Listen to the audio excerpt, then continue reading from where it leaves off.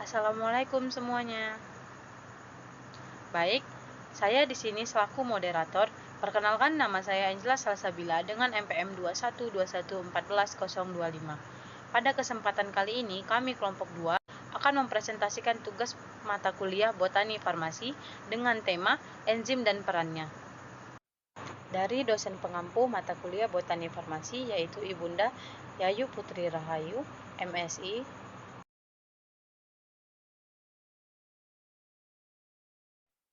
Baiklah, langsung saja untuk materi yang pertama akan disajikan oleh Fadila Nurhaliza dengan NPM 212141022. Kepada Fadila Nurhaliza, waktu dan tempat dipersilahkan.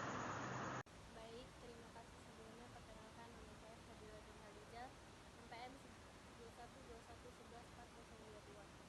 Di sini saya akan membacakan slide yang kelima, yaitu tentang bab 1, yaitu latar belakang. Nah, suatu organisme hidup adalah radikal menakjubkan dari suatu reaksi kimia.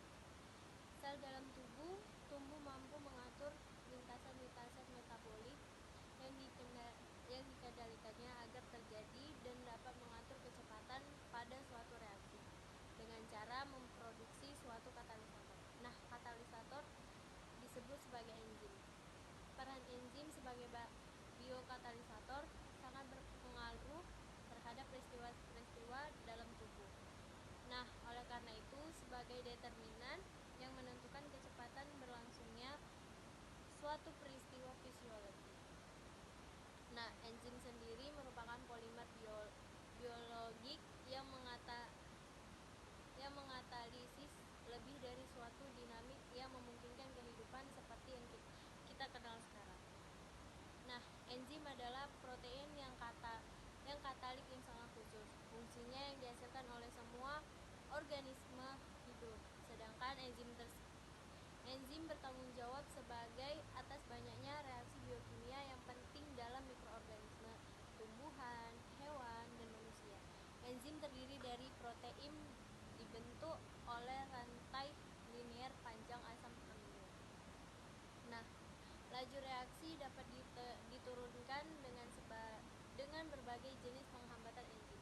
Nah, inhibitor enzim adalah molekul yang berinteraksi dalam beberapa cara dengan enzim untuk memecahnya bekerja dengan cara biasa. Enzim diklasifikasi ke dalam 6 utama yang berdasarkan tipe reaksi yang dikatalis dan beberapa subkelasnya. Yang pertama adalah subkelasnya oksidoreduktase. Yang kedua, transferase, hidrolase, liase, isomerase, dan ligase. Baik, terima kasih kepada Fadila Nurhaliza. Selanjutnya akan disajikan oleh Mawaddah Mairina Panjaitan dengan NPM 212141024. Kepada Mawaddah dipersilahkan. Baik, terima kasih kepada moderator. Perkenalkan, nama saya Mawaddah Mairina Panjaitan, NPM 212141024. Saya akan melanjutkan pembacaan materi yang telah disampaikan oleh teman saya. Nah, kemudian ada tata nama enzim secara sistematis. Pada penamaan enzim secara sistematis, menurut Enzyme Commission atau EC dari International Union of Biochemistry atau IUB, sistem enzim dilengkapi dengan EC number sebanyak 4 digit yang dipisahkan dengan titik penamaan berdasarkan prinsipnya. Nah, pada titik pertama menunjukkan kelas enzim. Pada titik digit kedua merupakan subkelas yang menerangkan lebih rinci kelas enzim, bergantung pada kelas enzimnya. Digit ketiga merupakan subkelas yang menerangkan lebih rinci dari subkelas enzim. Pada digit keempat menerangkan lebih spesifik dan biasanya berupa nomor list yang diberikan oleh Enzyme Commission. Tidak ada aturan umum dari digit 2-4 karena pembagiannya atau bergantung pada kelas utamanya. Enzim yang mengkatalis dengan reaksi sangat mirip akan mempunyai ketiga digit 1-3 yang sama. Contohnya pada reaksi hidrolisis berbagai ester.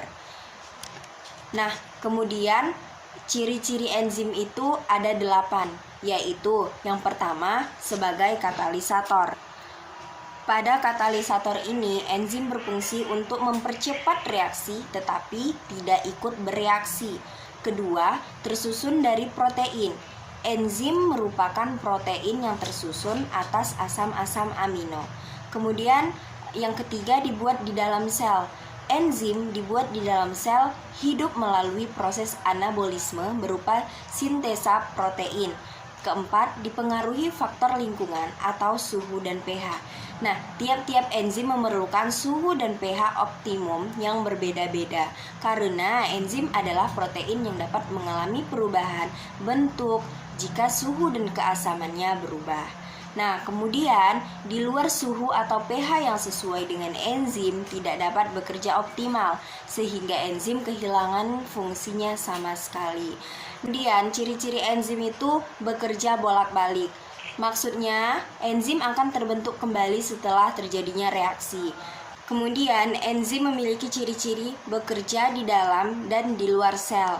Enzim yang bekerja di dalam sel disebut enzim intraseluler. Dan enzim yang bekerja di luar sel disebut enzim ekstraseluler. Enzim memiliki ciri-ciri sisi aktif.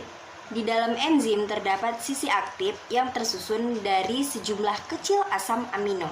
Bentuk sisi aktif sangat spesifik sehingga hanya molekul dengan bentuk tertentu yang dapat menjadi substrat bagi enzim. Ciri-ciri enzim yang lain yaitu diperlukan dalam jumlah sedikit karena enzim hanya sebagai katalisator. Jenis-jenis enzim. Jenis-jenis enzim antara lain yaitu pertama, enzim lipase.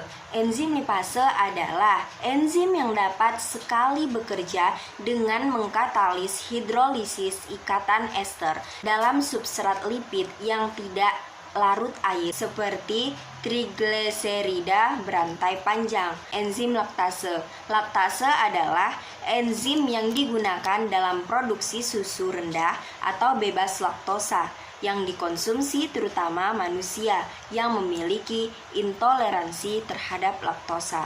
Sekian pembacaan PPT saya kembalikan kepada moderator. Terima kasih kepada Mawaddah yang telah memaparkan materinya. Selanjutnya akan dilanjutkan oleh Hazrah dengan NPM 21211401. Kepada Hazrah, waktu dan tempat dipersilahkan. Terima kasih. Sebelumnya perkenalkan, nama saya Hazra, NPM 21211401. Selanjutnya adalah enzim amilase. Amilase merupakan enzim pencernaan, terutama dilakukan oleh pankreas dan kelenjar ludah. Kemudian fungsi utama dari enzim amilase adalah untuk mencegah pati dalam makanan sehingga mereka dapat digunakan oleh tubuh. Mekanisme kerja amilase ada 2 tahap, yaitu tahap yang pertama, degradasi amilosan menjadi maltose dan maltotritose yang menjadi secara acak. Keduanya merupakan kerja enzim amilase pada molekul amilosa. Kemudian yang keempat ada enzim katalase. Enzim katalase merupakan salah satu dari komponen sistem pertahanan antioksidan tubuh berupa enzim yang berfungsi untuk mencegah pembentukan radikal hidroksil dan melindungi sel dari keadaan stres oksidatif. Enzim katalase berfungsi untuk menangkal radikal bebas dengan cara mengubah hidrogen peroksida menjadi H2O dan O2. Enzim katalase dihasilkan oleh organel sel, yaitu peroksidan dan paling banyak terdapat di hati. Jika terjadi penurunan, aktivitas enzim katalase dapat mengakibatkan efek yang merugikan karena terjadi akumulasi dari radikal bebas. Selanjutnya, enzim protease. Protease merupakan enzim proteolitik yang mengkatalis pemutusan ikatan peptida atau protein. Selanjutnya yang keenam ada enzim selulase. Enzim selulase merupakan enzim yang dapat menghidrolisis ikatan pada selulosa. Kemudian selanjutnya mekanisme enzim. Enzim adalah molekul protein alami. Dasar mekanisme enzim mengkatalis reaksi kimia dimulai dengan pengikatan substrat ke situs aktif pada enzim. Terima kasih kepada Hazra yang telah memaparkan materinya. Selanjutnya akan dilanjutkan oleh Sarah Nabila dengan NPM 2121141017. Kepada Sarah, waktu dan tempat dipersilahkan. Terima kasih kepada moderator. Selanjutnya kita akan bahas penggunaan enzim. Enzim memainkan perannya dalam berbagai aspek kehidupan, contohnya untuk membantu pencernaan, produksi makanan, dan beberapa aplikasi industri. Enzim dikategorikan menurut senyawa yang bertindak pada beberapa yang paling umum, termasuk protease. Contohnya itu enzim lipase dan amilase. Fungsi enzim yaitu untuk membuat reaksi menjadi lebih cepat dalam proses pencernaan dan proses metabolisme yang disebut dengan katalisator, dengan menurunkan jumlah energi yang dibutuhkan untuk memulai reaksi. Kita akan membahas peran enzim dan fotosintesis pada tumbuhan.